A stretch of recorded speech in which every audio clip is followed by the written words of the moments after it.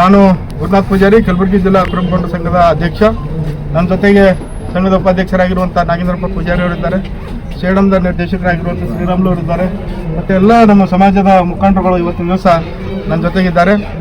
ತಮಗೆ ಮಾಹಿತಿ ಕೊಡೋದೇನಂತಂದರೆ, ಕರ್ನಾಟಕ ಪ್ರದೇಶ ಕುರುಬ ಸಂಘ ಹಾಗೂ ಜಿಲ್ಲಾ ಗೊಂಡ ನೌಕರರ ಸಂಘದ ಸಂಯುಕ್ತ ಆಶ್ರಯದಲ್ಲಿ ಸುಮಾರು 2010ರಿಂದ ಇವತ್ತು 2015 ಅಂದರೆ 15 ವರ್ಷಗಳ ಕಾಲ ನಮ್ಮ ಸಮಾಜದ ಪ್ರತಿಭಾನ್ವಿತ ಮಕ್ಕಳಿಗೆ ಪ್ರೋತ್ಸಾಹ ಮಾಡಬೇಕು.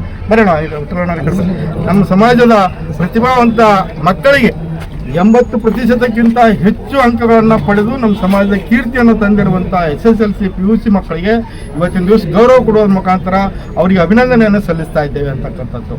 ಈ ಒಂದು ಸುಸಂದರ್ಭದಲ್ಲಿ ಮಕ್ಕಳಿಗೆ ಎನ್ಕರೇಜ್ ಆಗಲಿಕ್ಕೆ, ಮಕ್ಕಳಿಗೆ ಪ್ರೋತ್ಸಾಹ ಆಗಲಿಕ್ಕೆ ನೀಟ್ ಮತ್ತು IAS IPS ಇಂತಹ ಒಂದು ತರಬೇತಿಯನ್ನು ಕೊಡ್ತಕ್ಕಂಥ GB ವಿನಾಯಕ್ ಕುಮಾರ್ ಅವರು ಮಕ್ಕಳಿಗೆ ಪ್ರೋತ್ಸಾಹದಾಯಕ ಭಾಷಣವನ್ನು ಮಾಡಿದ್ದಾರೆ.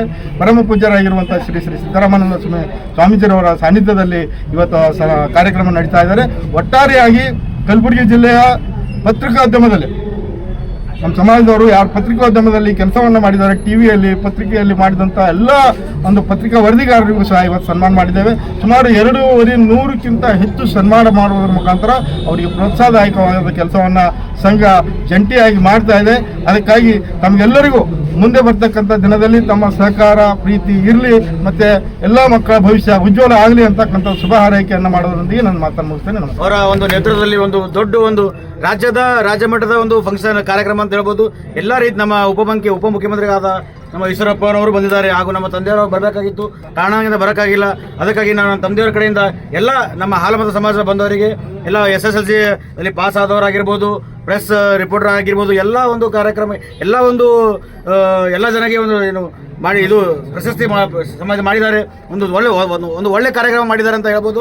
ಇಡೀ ಜಿಲ್ಲೆಯಲ್ಲಿ ಇಡೀ ರಾಜ್ಯದಲ್ಲಿ ಒಂದು ದೊಡ್ಡ ಕಾರ್ಯಕ್ರಮ ಮಾಡಿದ್ದಾರೆ. ನಮ್ಮ ವಿನಯ್ ಕುಮಾರ್ ಸಾಹೇಬರು ಬಂದಿದ್ದಾರೆ, ಹಾಗೂ ಬಾಗಲಕೋಟೆ ಅಧ್ಯಕ್ಷರು ಬಂದಿದ್ದಾರೆ, ಹಲವಾರು ನಮ್ಮ ಅರುಣ್ ಕುಮಾರ್ ಪಾಟೀಲ್ ಸಾಹೇಬರು ಬಂದಿದ್ದರು. ಎಲ್ಲರೂ ಒಗ್ಗಟ್ಟಾಗಿ ನಾವು ಮಾಡಿದ್ದೀವಿ. ಇದೇ ರೀತಿ ವರ್ಷ ಮಾಡಬೇಕಂತ ಹೇಳಿ ಇದೇ ರೀತಿ ನಾನು ನಮ್ಮ ಅಧ್ಯಕ್ಷರಿಗೆ ಬೇಡ್ಕೋತೀನಿ. ಹಾಗೆ ಎಲ್ಲರಿಗೂ ನಮ್ಮ ಸಮಾಜದ ಎಲ್ಲರಿಗೂ ಒಗ್ಗಟ್ಟಾಗಿ ಹೀಗೆ ಎಲ್ಲರೂ ಒಗ್ಗಟ್ಟಾಗಿದ್ದು ಎಲ್ಲ ಒಂದು ಕಾರ್ಯಕ್ರಮ ಮಾಡೋಣ ಅಂತೇಳಿ ಅದನ್ನೆಲ್ಲ ಮಾತು ಧನ್ಯವಾದಗಳು.